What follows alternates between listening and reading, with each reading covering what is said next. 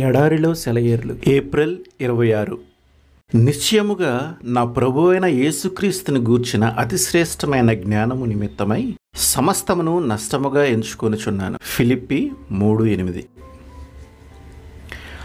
వస్తువులు దగదగా మెరవాలంటే కొంత ఖర్చు అవుతుంది. కాంతి జనకాలు ఉంటే తప్ప కాంతి పుట్టదు. వెలిగించని క్రొవ్వొత్తి వెలుగునివ్వదు. మంటలేనిదే తలతలలు లేవు. అలాగే మనం అగ్నికి ఆహుతైపోకుండా ఇతరులని వెలిగించలేము. మండటం శ్రమ పడటానికి గుర్తు. మరి మనమైతే నొప్పి నుండి దూరంగా తొలగిపోయే ప్రయత్నం చేస్తూ ఉంటాము. మనం దృఢంగా ఉండి పనులు చేయటానికి శక్తి కలిగి ఉండి మన మనస్సులోనూ చేతుల నిండా ఇతరులకి ప్రయోజనకరమైన కార్యక్రమాలను చేపట్టి ఉన్నప్పుడు మనం ఎంతో మానవ సేవ చేస్తున్నాము అనుకుంటాము.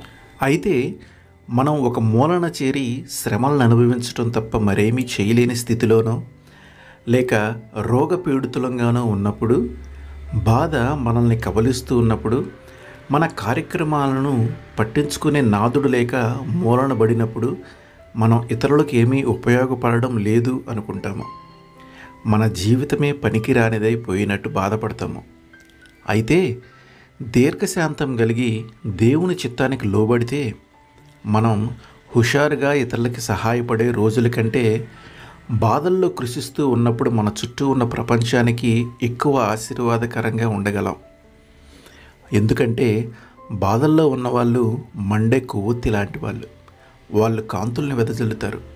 రేపటి మహిమ తేజస్సు ఈనాటి దారిద్ర్యంలో వేళ్ళు పాతుకుంటుంది. చాలామంది సిలువు లేకుండా మహిమ కావాలంటారు, మండకుండా వెలుగునివ్వాలంటారు. కానీ శ్రమలు పొందిన తర్వాతే కదా కిరీటం దొరికేది.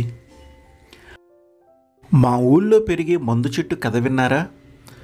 100 ఏళ్ళు పెరిగి పెరిగి పరిపక్వమవుతుంది. చిటారు కొమ్మన చిన్నారి మొగ్గ కళ్ళు తెరిచి వైభవంగా విరబూస్తాయి వేవేల పుష్పాలు.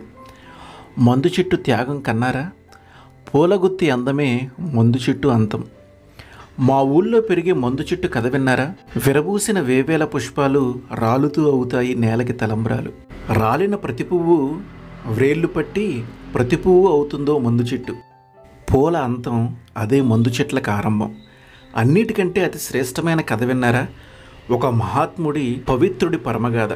ఆయన మరణం అనేక ఆత్మల జీవం. ఆకాశంలో జ్యోతుల తలతలలు, మనలో ఆయన ఆత్మజ్యోతి మిలమిలలు. బ్రతుకుని ప్రేమించకండి, ఆయన చెప్పాడు వినండి. ప్రేమ నిండిన బ్రతుకు కోరండి. మన బ్రతుక్కి ప్రాణం ఆయన త్యాగం. ఆయన భరించిన నష్టం మనకంతా లాభం. ఆయన కన్నీళ్ళు మన చిరునవ్వుల కాంతులు. ఆయన వేదన మన బ్రతుకుల్లో శాంతులు. ఆమెన్.